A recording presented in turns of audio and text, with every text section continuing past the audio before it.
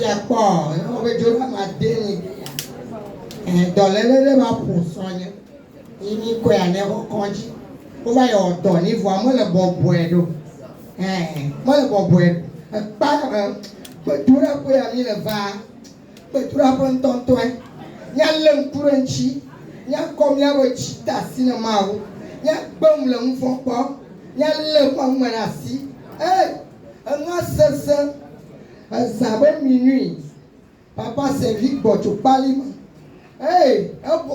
Mon bonbon. Mon lui a ma tout quoi mais réa ou ma tout réa. Papa servi ben ma y quoi mala. Ma choix l'option bedudura. Ben mano. Son ya pour ya tout quelqu'un. Mala yo papa servi ben quoi. Mala yo encore. Yesu. Agbodo soignement. A chico ira le fia. Nyale bonachia. Mi ba no pi ba no gbe ano kake ano yi. Kemo mo ma to chia fun kumani. Ba be akpene se vibe ma o. Akpene ka kuponya. E to pro akpene se vibe ma o. Agbodo apo mi le va. Nyale ntu le gbodo la french. Nya toa ma me yire. Abone epojini. Asu akpele vi opata. Bokponde kera chikelentia. Ala poponoko. Le Yesu bonko. Amanu vale chilo. Ala prenemi. Mi le rea ka mo. Mbaba yu. Mama. Ni gboju le rea kongo. Abe ni aju fifi jen. Kaka utro mo du kwale. O de mi la. Hallelujah. Let's chonjeke ya. Be ma tapele ma o. Be na egbedura pe ya ni. Ma oui. Na mo de mo hoji so na mo hoji sa. Onya te pole fia. Be ma tapele ma o de ya. Ma chonchi kokweni. Ma chobubu ne. Le Yesu bon kom. So nyento la va, ni pinya va. Ya madame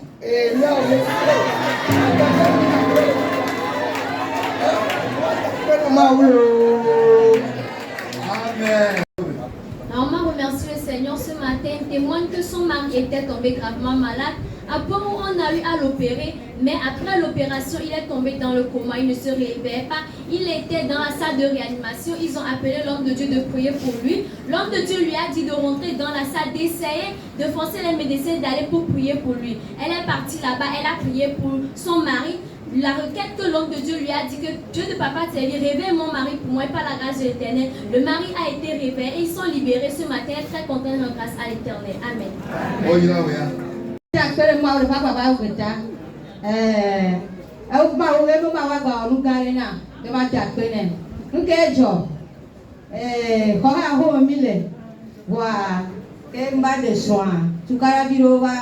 Đến nay bà rồi bà lại tôi liền bắt tộc bắt sang co và em bé nhóc anh nó bỏ ra em sao nhà cái cả sông lên à quên rồi nhà để cá quả em bé ba mi chú em nhà thì tôi ra quên em va ô cả sông của tôi quan chi em chăm sóc duy trì em soi quả soi gì à không em bé bia em là ông đến ăn chăng thích cái nó cũng dễ liền nhà mới quan chi rồi cái so don't qua so dari opata Jesus e so dari opata kwa be ne asore vale ya funu ko wona nakpo ne ba do ho mo ne ta to kara ji kudo ara funu po cha mo na ko e na ko ka o ku no na pata no na ka sun no na popo mbele fia don't kwa ne mu wona ko ko aka nyam le ba ko dura ko le po le em jo kon so don kwa ke so dare e pata kaka vai be ma ba ko fun ko ya to ye ma ko ba le sin ka ko do ko mo ye ni ba ko na fun do cho kana tukara ji ko o ku do ba to yo mu dia ja ba to tukara ji ku be nyam ko e so be ko so le ji ko pampa o to ma ko ba ni bo ma ba nu mu bere agbia ala di salavae ngba no therapy am ntocho e ma wa vo semaine passée a ma u ba na no po je ku sonu awon to ma dele mi ade na nyem bonu nyem sa nyem fa godura pia nto chorale nto la yivwa amebu agaro ngodo na me nye gbanyeke nele nya tore kata dom to me ma di da se na be ke ma una no pe ncham ena no pe ncham be nde pepe boko ko to na bona ncham nde pepe ngale wo yo enu si an le sonne ele de ye no viola choko fo ko me famille akekea ele poro do ta me ma da pena ma matin de papa servi pas betalo.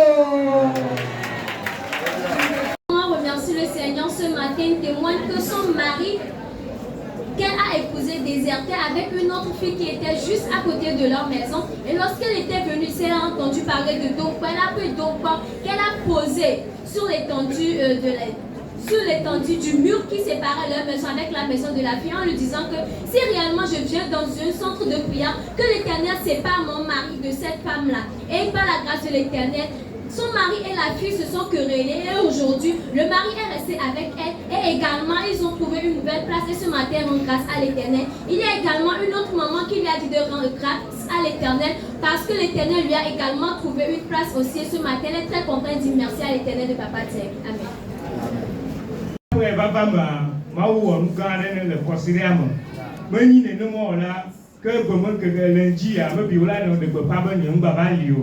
Alléluia. Quand pasteur servi par Mrs. Yadia, au webena mbale, akoko tu mbale ni atu mena, njia. Alléluia. Et le niveau de co, le fila comme mi dorme, et le domaine mbale pour mbale de dadani bo, mi kasondo, kwamba le akoma mai yima, mbaso mon, baso mom. Et ngaso kwa mo kwa. Ntomne nyire na kemu mo, kwa mjani gro.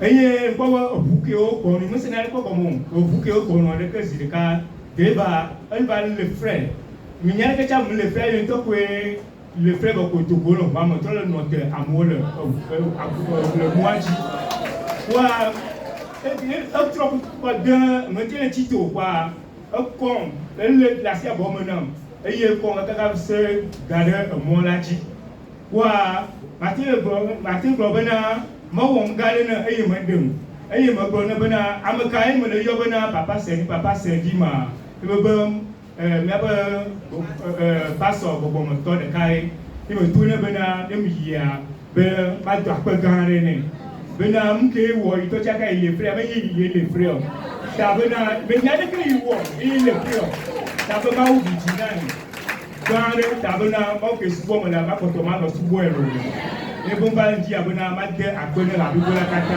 et ma ta papa c'est ka tout on va dire la kata ma on est là on va ministrer le amen. Qui devrait se rendre dans la semaine chez sa soeur, mais il devait traverser la route, il ne savait pas comment cela s'est fait, il est tombé par terre alors qu'il se portait bien. Et il y avait également un conducteur de voiture qui devait venir, mais qui s'est arrêté et lui aussi ne savait pas comment cela s'est passé. Il remercie le Seigneur ce matin parce qu'il devait avoir de graves blessures, mais il est en vie et ce matin il dit merci à l'Éternel. Amen.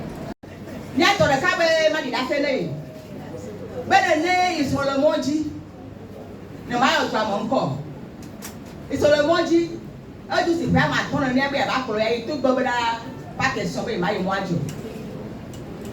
Ils sont pas tout bêta noir. Ils tournent, ils tombent là, ils sont dans bateau. Parce que ni bêta bateau, il y a trois des. Ils sont à le ils doivent le bain. Ils sont bon. Ben après ils doivent, ils tous y a fondé là. Au moins ils croient ils doivent. Ben ils font bien de mais on n'est pas le fil. Il tient un toit de bœuf là. Un maman qui est tombé, il dit Joa. C'est là que tu pas content de toi là. Il va attaquer nos mains. Un maman fort. Il s'assied, il a appris. Donc il va y causser dans le modèle pas muy bien non. Il tient pas appris là, il me suit. Mais là toi dia, toi il tient. Toi il interview le ballon petit des voix qu'on a pas tout le monde et puis le vient pas qu'on a besoin de après jour mais que voilà pas tout le monde ni ça va nyao ça là pas que et puis à taper le moment où tu fais amen net le cabe il y a un débat de Tchabona. Il y a autant de fois d'accueil à mon bois, ils sont pas inawa. Non, tout le monde a le pas à moi. N'est pas d'accord. Amen. N'est pas le cas de l'histoire. Il n'a pas de aussi. Ah, on tourne sur la pavie. On ne va pas te pavie. Il y a bien sur la pavie, on va la pavie. Tu tiens quel jour? Les gens qui ont eu une pas de temps pour le voir. Là, oui, on a. Là, tu as un toit. Il y a un monti pont. Monti pont. Un peu d'allô. Il y a un monti pont. Il y a un corps. Il y a un autre qui un doigt pour nous. Il va faire la bonne déjà à part la pomme. You might show you type of graph away never. Can you tell to our back why you tell you to don't qua? Say, call the garden, but the corner of Mamma, when they said to the jar or my bow, who should have come up here by the he by the chicken by the Gua, about Mamma. To tell my house.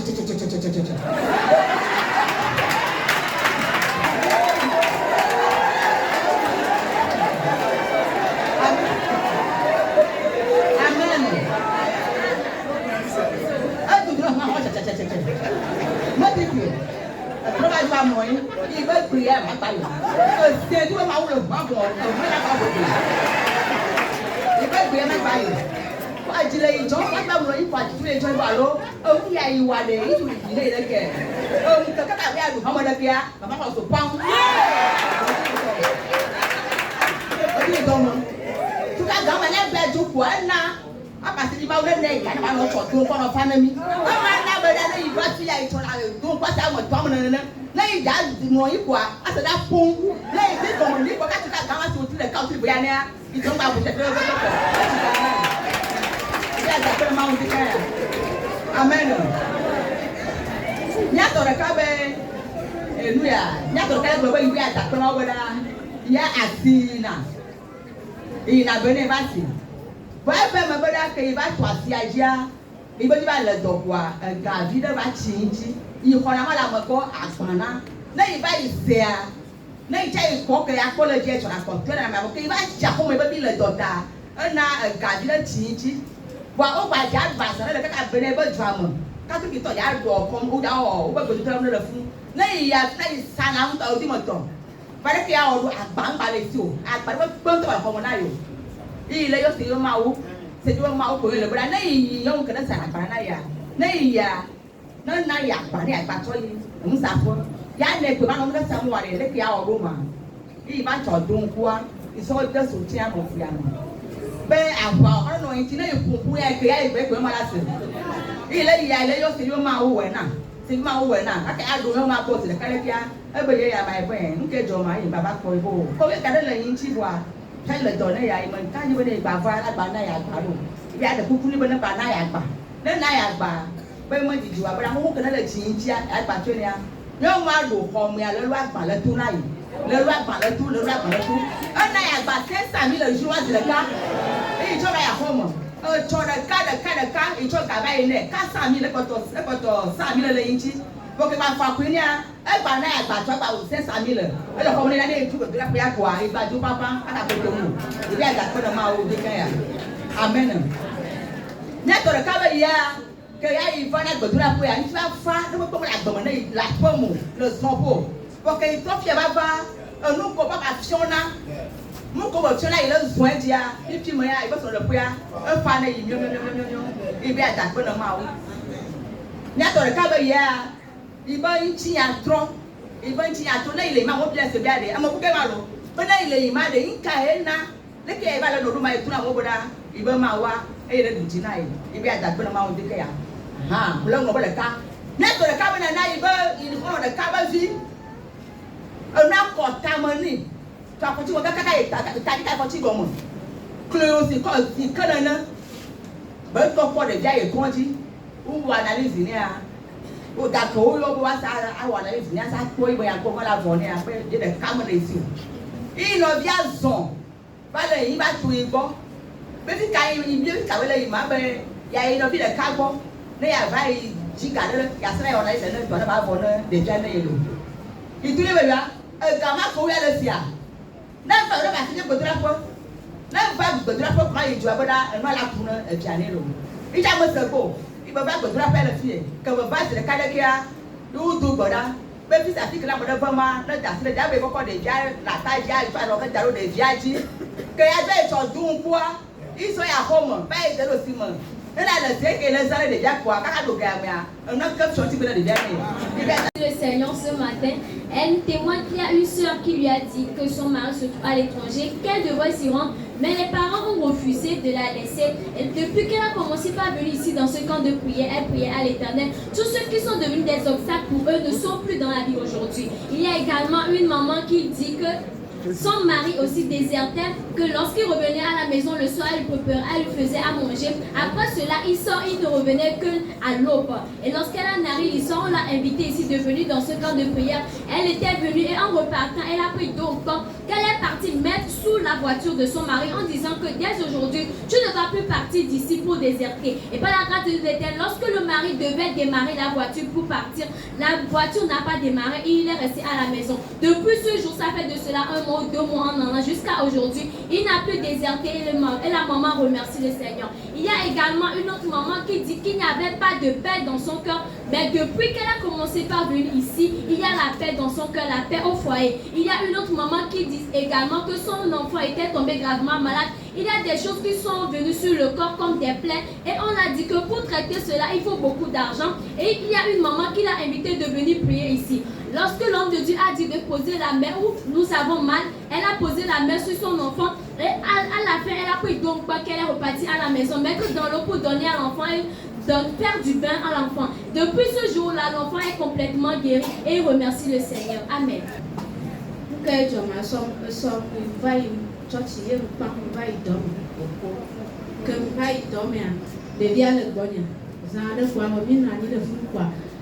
Déjà pour les jouer du quoi bon, pour pouvoir y dîner le pauvre vava.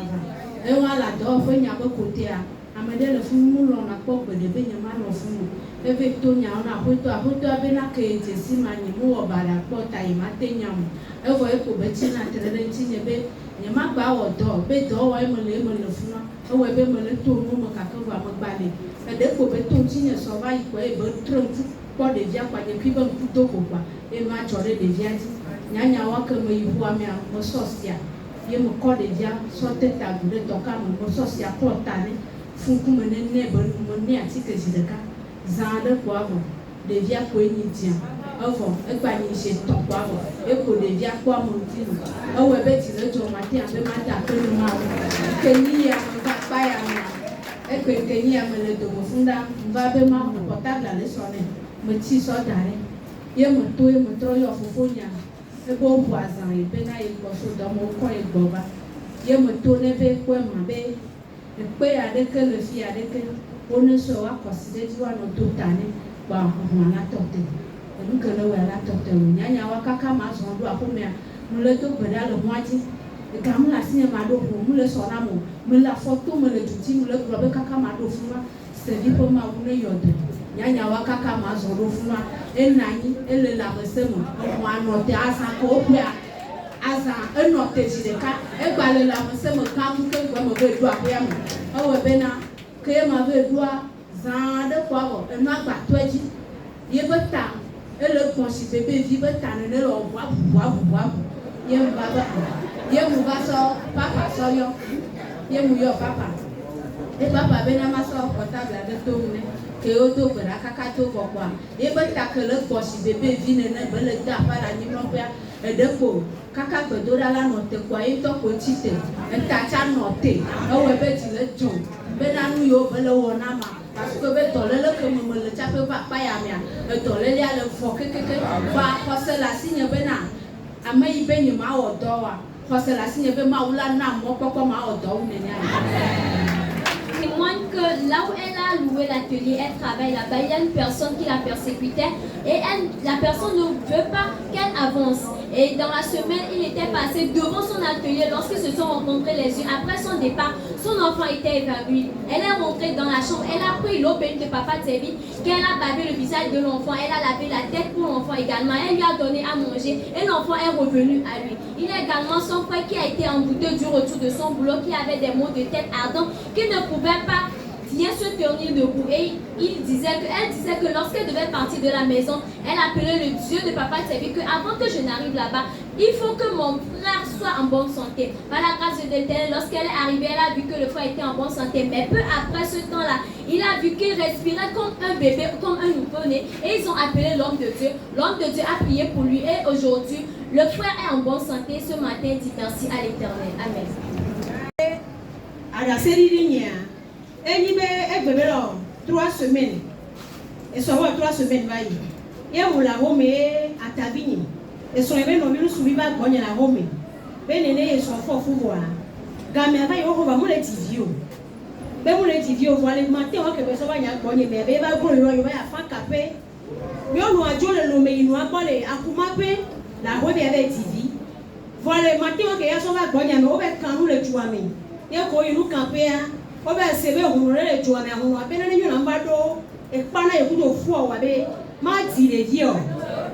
Titi a gagné soit pour nous anti bena on est bêtisier nous nous avons sort et on va sort et gagné soit et prévoir ça nous nous va sort savoir que boy on l'a dit les vieux et y a mon ta vie avec nyama be nya et toi nya me kiya mo nya mo su bona e ponya le ka que nyama cloner ni bena nya mo ina go to la pe la file témoignage pour voir les pères mais fou no be côté am so le cancer ou même ba do na me le pare tu na se kabena ya yo e so se kana ba ko bana so le nya ma ko le do la pe na yela. Quand le tour est bien mal, ne sois pas vanté de toi. Moi, je n'ai pas de numéro. Ne pas sonner, il n'y a pas eu. Ne pas eu à connaître un petit jouet, un suicide. Sans que la gueule de bouée. Eh bien, il y a un homme. Moi, je vais jouer. Quand on numéro avec le joueur, mais le docteur pour la combe, il n'y aura pas. Il n'y aura pas. Il y a un peu de santo. Alors, même dans les hommes, pour être un collègue, et va boire, mais qui est venu, pour le fond, la roue, qu'un boy, et qu'on y en a mon voix. Dès qu'un boy, il n'y a pas de doigt, et son papa doigt. Bébé, quand c'est là, mais on est tombé dans le débat, mon ibena, et tu viens pour ma papa, signer. On va pas sonner la signe. Ne va donner le coin, on va tomber dans le baby pour bon. Bien, ben, yawa. Yam yam pas la signe quoi. Nyantom yawa le wo, dès que Mila wa, elle est bien bon. Que son yava pour ça, mais on se va dire sur les noms, yava bon, yava n'y a que y'en tête tourné, et yawa. Parce qu'on est là, on a bien un yakomblonné, voyez. Et vous avez un taux de joie, et que vous avez pour ma quoi. Now we do a matin. Young boy, what I'm your vocal direct. But I know a little bit your papa. Et your papa, 5 heures du matin. Que lui, elle est au bout de la pour 5h30. Après le tour, il va dire quand va sauver la tire bien. Mais la tire. Il y a mon tour, il y a ma one Jérôme, terminé. Poutina Modio. On se laisse aussi mettre des biens, mais la tire. Quelqu'un qui va partir quoi? Et tu n'y es jamais pour moi, quoi, à l'evant. Les journées, mais il y a un gars qui m'a dit que je ne vais pas aller. Eh bien, quand je m'attends à la population, il y a des trop loin après les mains. Après, on trouve qu'il y avait des gens qui ont fait un yo-yo. Après, le yo-yo, il y a des gens qui ont fait un plein air.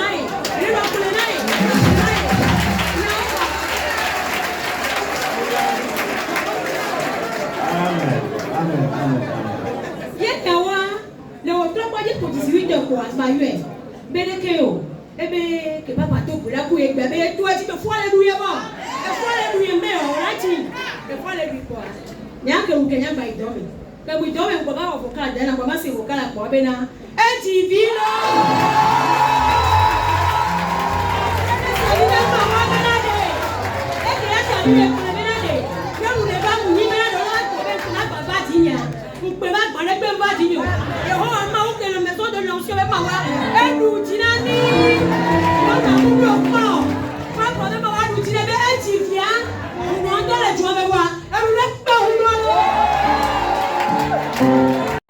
Dans mon témoin qu'il a un de ses beaux-frères que sa femme était enceinte, mais elle avait des complications pour accoucher. Elle se trouve dans un village dont on appelait le nom et lorsque ils sont partis chez les féticheurs, ils ont vu qu'il y a un autre féticheur qui persécutait la femme, que la femme devait venir chez elle avant qu'elle n'aille accoucher. Mais lorsqu'il était venu voir la dame, La dame leur a donné le numéro de Papa Thierry, qu'il appelle Papa Thierry pour qu'il prie pour eux. Lorsque la femme enceinte a appelé Papa Thierry a prié pour elle longtemps. Elle lui a dit qu'elle va accoucher paisiblement, qu'il n'y aura pas de problème, qu'ils ne vont faire aucun sacrifice. Et lorsque la femme s'est rendue à l'hôpital pour faire l'échographie, on a vu que l'enfant qui n'était pas en bonne place est revenu en bonne place. Le Papa Thierry appelait toujours la dame, priait pour elle, demandait de ses nouvelles en lui disant qu'elle va accoucher paisiblement. Et par la grâce de l'Éternel, cette femme-là qui devait avoir des complications a accouché paisiblement. Elle et son enfant sont en bonne santé. Et ce matin, on grâce à l'Éternel. Amen. Amen. Alléluia. Maintenant, terra me robe pour me mettre à peine ma ou. N'aime pas à peine ma ou le pas à me port, mais de la paix à port. Et puis à ma date, à peine tonton, n'aime pas de cantato. Ma ou on, gang, la peine. À paix à me lettre de quoi sous. Ma ou on, gang, la peine. Papa, c'est qui a payé le ma ou ne ira. Ma ou ne pas de petit non. Ne donne fou à bon, ma ou la va on ne m'a pas longtemps. Ah non, c'est que oui, à toi, oui, ne me l'a vie à toi, la luna. Maman, et où yon bena, je maman vient dire la rapam station. Depuis à la yon ben, y'a ma va la, il me dit le coucou la ben, y'a yon. Non, yon papa pata. Non, il y a le goût de quoi, y'a la gang, pas tu es conduit, pas tu as fini de coton. Bah, ben, yon papa n'a vie, top, pour numéro 1, pata, yon papa. Papa tu badal le dia tabe utrine ne le dia tiba utrine ben iba tu badal le dia taka to chirane ben na de dia la kwa kuma na kuma ne ben ne sia kuma ne de dia kwa akbagare de dia ma kaka na ma ba jula na bi bola ya dia ntole na nu kan ben mbe ma ta ko na ma u de kaya ma u ba on gare na vinya le prologo ba bla ma gama il va y a fidèle le prologo, je vais nous t'agrouper. Ou trop garder mon amour tout support. Garder mon pépé pour le mois en mon gardier. Le prologo va tout ma fille, les nous font l'homme à tout dans le fond. Ou à me dire d'affaire que vous êtes tombé vigna va te fond à une chose, il est pas terminé. Quoi?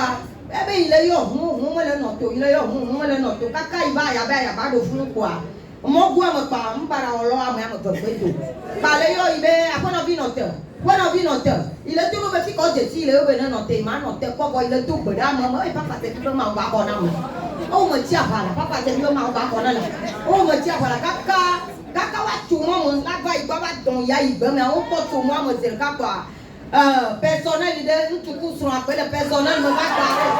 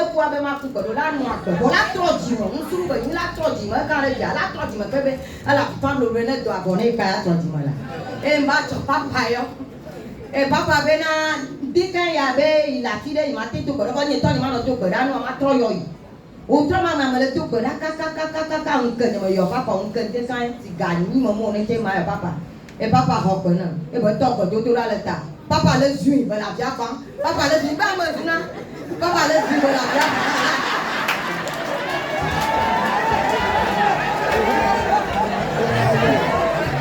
papa le juin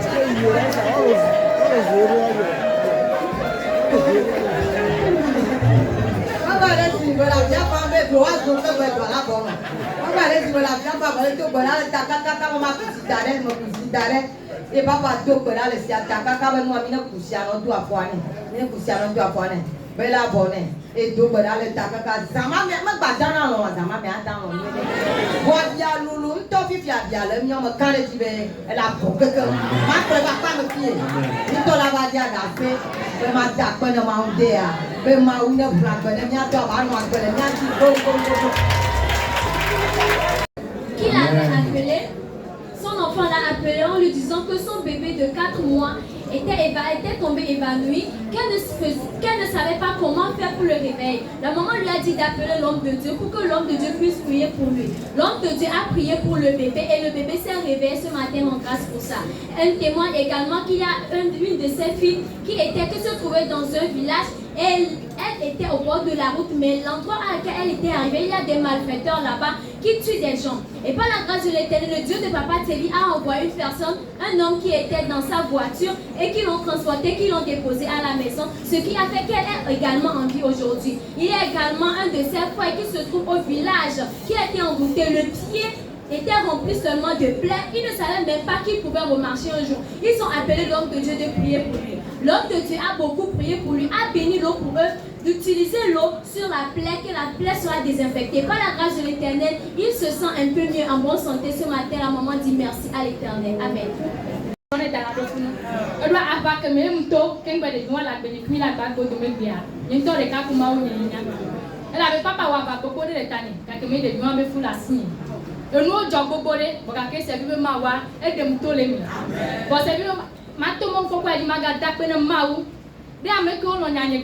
enye ko mimi pomo mimi famille de ko ka ko no ko mdare wa ba ko me kudo de ma be fu eye mu no wa ko ka mji violence wa be violence e be fu wa be vinene e mu no wa ko ka mji ja me ta ko no le kan ya de wa ba gbeta ma une bla li jinawo nde sia ke ni ma ole wa ba gbe me a Yehowa ne na no wa wele wa ba gbe me e Yesu pe nko me le ndika nya mo so apete da ba ne ma o e la be na Yehowa ma o ja pa gan de ko mo la gbe ni e la be na il va te passer à l'isolo papa to gbeda bena bodu sa bodu so le nyaba home mi no to gbeda bo ne gba on de kaka ke nyam ya home ya lo do nko mhle wa pata o nko mu lo edasi ke so za pete mi so ya home fofo me anko mu yo na apen ko la te ne o pasi me ya de kile agbe adasi mte kaka mte ko ye mto be se bi bo mawu amekeji la to adu apati le jinya amekeji la to la do doa to ji na do do amekeji o mekeji o se bi bo mawu la to kwa to ji si on va dire ekbea mele sebe sebi o ma uto amededi ele wapa ne dwedia maso apeda davane amen da pene ma u se kata to kele bujile to ya ti tutu bani mvaya nyente si papa ntocho ni so e baba mebe na evinyelele do kaka mi ba ikonji le bebe hun fo mi do hun ko kakede mi gbova mi dana lo lo fo amo zatiti na e panaji alegbegbe pour eva mebe na ta ko e cham nya kokko e be amajo da to ko ma ko ta metete ye mu yi kwa le ke de dia le wodua ame agbona o ti si eto ya ti ambe a obe nyem jesu o ba me no ififia ayo papa ne ba to gbera kumi e so numero aso na ye mu so yo papa to gbera kumi ni maga makare ti na bi be na exam a e vi ne dano nwere ye me ma da kere mawu papa mawu me da kere na o le super comment que son enfant était tombé gravement malade, il avait du manque de sang. Lorsqu'il part à l'hôpital, on lui donne le sang, on lui injecte du sang, mais arrivé à la maison, il n'arrivait même pas à dormir. Il y a une maman qui lui a donné le numéro de papa pour que papa prie pour eux. Le papa a prié pour l'enfant et cette nuit, l'enfant a complètement bien dormi et aujourd'hui se porte en bonne santé. Et ce matin, la maman dit merci à l'Éternel. Amen.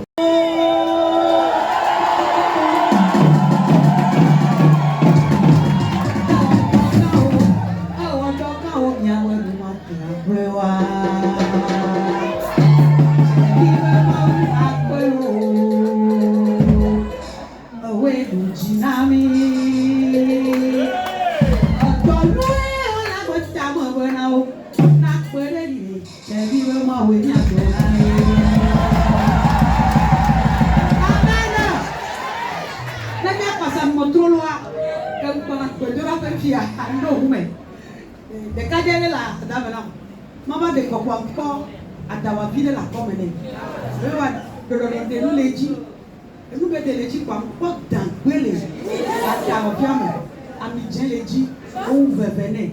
Zandia et nous les niais, qu'est-ce que vous avez dit les dit, et de tout le gomme les ouné, qu'est-ce que des copains quoi, mais hey, aïe, les rois, au wani ya pour ma tiaba, pas le souma, au mou pension l'homme qu'est-ce que c'est toi les manger, je vais noter Ngadi, je vais nous faire un n'a pas plein d'outils,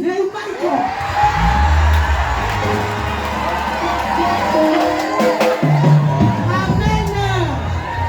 Alléluia. La vie est des sons. Et nous avons fait, et vous voyez, couteau de vie à différer. Les diamants, c'est un peu une tonne de son. Les diamants, les diamants, les bois, les locaux, ça. Les diamants, et nous diamants, ils saillent, pas nous encore, et nous avons envie ici. Soit ils sont de Houmé Yakra. Et sur la corotine, la Houmé Kwavi. Il y a un peu de service sur la bois. Et bien, mo kwese a mayo chali be mawu esese u gabara oju gabara o so yo na me ko chali be mawu sese u gabara esu wala kralo e na ko fi lesi alo mi la ko fi a ye ne kwi mi la lo do ma joyi ma be ma do era e la ba kono be o wo nubu do amu trochi mo ye mbe ya ko do ra pa chali be mawu ka fi a fi ke no fi ale a e ya ko ebo e be de ko to da goji ko nya me ke ku e so akra kakaba koro afanya be le no fu yo so an so an be ko bi dia mi la ikoko de bia ntro kule kaka mi ba fanya no no afanya to be ta pla chene mi ye mi ba ya fanya mi la ko bia ebe e ba mo nyira ku ale gbegbebe o la ko mi la no la da bantio ele gbe an so e ba je bia be nyen ba ya ko ya me be nyen ku mo to nya no fie bia ya ko ya me ke be ya fa me ko le bulu obe ame ku le ba yo la o le keke kwa mtone moto abenejo e moto ajo mletero vont adi oso portable yo kaka ameni mleteleke ole tonchi nye go mle kwa mo chami be ma udo ekwe mleteleke ole yile kwa le jim fo mle kwa mo amen e pa ko to na se ni de ka papa ni do pe la le fille be aya si aya ebusi ahu kele nya ba gbe me le ni mo ke nu ba ya ni po ba ko e apo ke me mulea ko ko me jeje be pastor so yi ni akoya mi ji mi podo pepe han podo pepe la ya vila americane ako me ku tro le nya be ka me bi apoa o le galo le fi ko wo nyi nya ko me veye ni so to ma so to pe do ra me doa woman vide les filles ni so e no no me ale jia so be set le de me coup de temps o diam kaka soué ni so avo mi ya convention pasteur son be convention le bénin o so avo am aje e mi la tele joya mu ipalo ye ndo pe do ra me le pe do ra ji kaka ma po ba to la ho me ka ma po ba atre jo o me ame fekele o do atre jo e de lo agbanjo e a cha lo agbanjo e so ma le te kuku be mo ba ko kani am be nyama ko e gare je me go ma ko amen amen nuke joma ebe aobe ya ye nya do na nwe o nya nye kwedo na gbe nu je na ji na nya ji ye ji yo ye me no na nye wo ya leke ade da ko re ko be prayer tanto no me na kuro je ko me wo amen ya no re ka le da pe na ma wo be na ke ya o mariage aye yo mi ato be ni do gbe ra kudo ye mi ato do gbe ra kudo ye bo ye mi ato do gbe ra kudo ba ye to e wo ya so le lo ko me be na le mariage ajeji ene pe mu jo tele ke be jo na mo to me wa ila place pe ba da pe na ma wo kwa ke mariage ajeji a e place ka ma ton e to ba da pe na ma wo mi a dada le ka le da pe na ma wo le de ke abena ebe le ba pe me ade pe mu je le ji na yo par coïncidence aye ya me le gbo le to ko pa me ko ebe se gbedora pe abe nko e yo kan se nna yi e cha ye mu se gbo e ye ba gbedora pe ya nya te pe ke ba gbedora pe ke yo pop mi do gbedora ba do papa ba do mu be gbeda e be na ye nko me ti ato ta yi ba ko ro go me be frustration le ba gbe me bo après gbedora nti fa fa de kwegero e ba gbe me do kwegero e ba gbe me we be na nu ko keke so gan me ka ba ta se gba nu ko keke le po mo na opo to o to me ba fa na yi e mu na fi po e ba pranti o cho mu na do be mu na do nu ga ke gba to be do ra be abe ba ba mi a e ba pranti o kata o wo do ka o pa do le bo ka o wu do nu ame ni e pa la ho me wa de we pe gba le bo ame na e ba le to na mo be na de beaucoup ma galo comme na be kala jo pere ti la o do de ba ko papa do pere ko do ya ni su ade kava 7e jour ya e bu ba va be le tape na ma o ni ano de ka le tape na ma o be na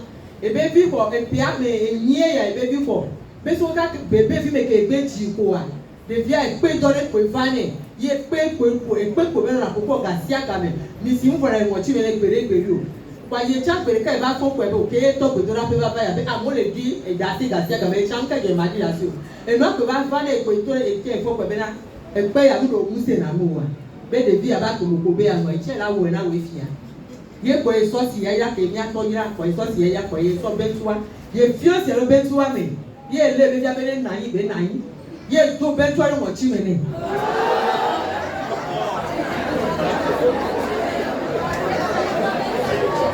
ye to be tuwa ye to mo chi me ni le ke kware de via ko so e ga top mo bi sia fi e ko na ga to se ndo che be o se un cha jo ko la jo mo to pe o mu te pe o yo be jo ko la jo nya te be ke be fi sia le so me ka ba yi ko wa e wa yo me ko a de mu e ya e pa e pe apa ko do ti ya pe apa ye ba te we koko e da pe na ma o de ke ya ye dada le ka cha le da pe na ma o be na e pe ma si le ke ya ye be video emoji ane ye mu se be kokko pere pere o ye mu se be kokko pere pere o bo ka ke amelu be fi ya ke je ti godora pe amelu be ke china ya be ni so re ba ya be ye to pe ba yo ye ke be yo ye bo be mu sune no nu ko be ya so pere yo yo antia e so pere o ti ga wo to ka to gbova la me mu le wo na yo to ka ji bo mu ka ka po e be pratique mu ko je be la wo na ya e wo na ye kwa nje ke be ji gare le to ya e be ata pe na mo do nu ka ko be le wo na ya be agbe ta be papa me ma o yiro gbogbo re ni Yesu wenya megalo Yesu wenya megalo wenya megalo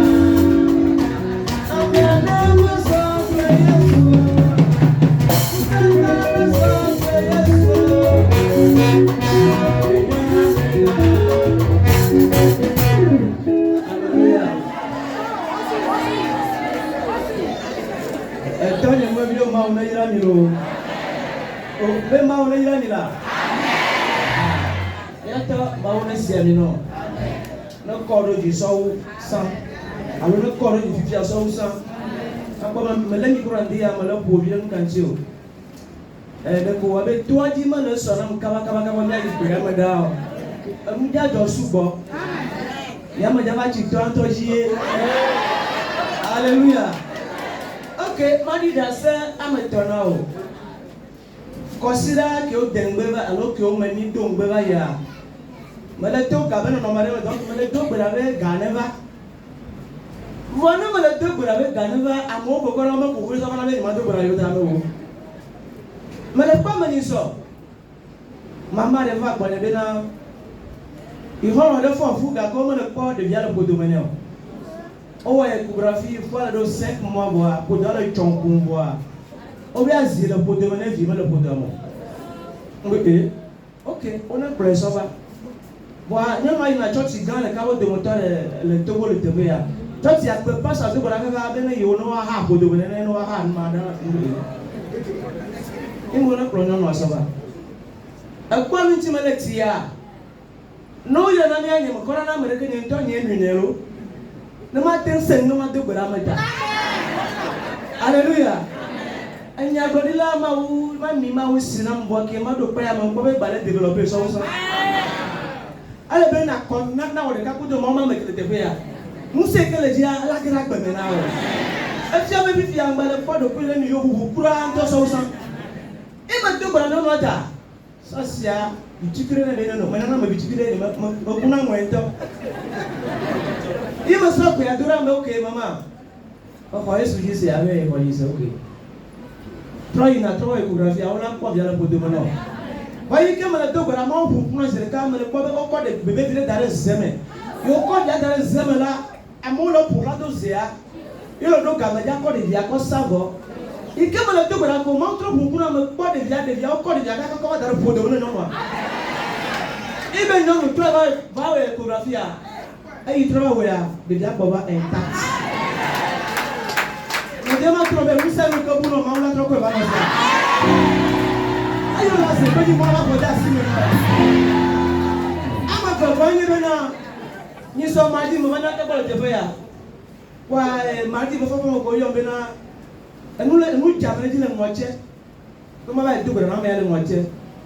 Oh, on doit faire un bon bonheur quand il voit moi le facile. Et qu'il m'a dit tefe ya. Non on le dafa, on le tobim là. On le tobim là. Et tamala. Fié jala mo. OK, c'est le moment là on est dans tefe ya. Ora mi ko Abraham ko lo. Nyata gbe bo mi ko se ri ani le bene. Alléluia. Il m'a dit beraji. Non non to na benale. Ta flachelo. Nyama nya amoko ma ko vo no mi ha ya body. Ni no ko ji jo no ho to. Aba ju mo la facile. De kanja ha ho le no mo agbo. Ma gala ke na 4,000 francs. Inyo na bia aba feti de kanja no choko feti na 4,000 fois 6. Ngba choko feti ko. Non tu as dit nous quand tu dis à feti no ma. Pourquoi me va ça na jogo mo le wo no. Hey, le vie avait. Mi to gberaji, non mo agba dan robo. Non mo do bi dai. On a dans le fier hawo mete pe. Non on allait bien boire. Oh ba non on va di boire le bébé. Qui mi to bara que to boire boire. Non on y a lo meseka. E di je kekeke. E di je le bébé. E aba no e cho fun ba ti bone balroji e so a. E tra bi mo dia. Pifia. Calme va, nous regardons ici. Alléluia. Yesu le yimo doji. Et ce dimanche, nous ne pouvons pas church à quoi. Il y a quand même de church à la même chose de filles. Oh. Un problème de vie, de bien pas church, pas church à me bonne, moi j'avais des vies à manger pour moi mais à me gars auto. Alléluia. Et ni a ma comme ni vieux la home ebe. Et ni so lundi ni prend de vieux pas t'avoir on va tout pour la haute à de voya. Des vieux oiseaux. Des vieux aller. Qui m'y tente doit dire qui beaucoup dit de vieux dire mais le problème ma bombo. OK. Et tu n'as pas de maintenant, il me sorti à mon de vieux il a pas dit il coule il doit là il a blé. Et bon il a blé. Et blé c'est nous canavo. Eh bien il oui tant. Il va oui non vie. Il m'a pas non pas de sinon. Puis il y a pas ton no yaou. Il nous a d'affaire de me toi vidi. Ya avinyo wa wi akudoma. Awoke wu no viwa. Imi todi ya ba le bolombo. Be yi no anu ka yo le na yo no kengbe. Mu ka yo tele na yo no ba kengbe ya wi o. E be yo le gbe do na ne. Tele jam na ni ma ba do gbera. E fo di ma ba do gbera o. Ni no gbe do da lo. Na ma le gbe do da un la suyo. E be yo le ma sigba. Yo ko mu se un le si.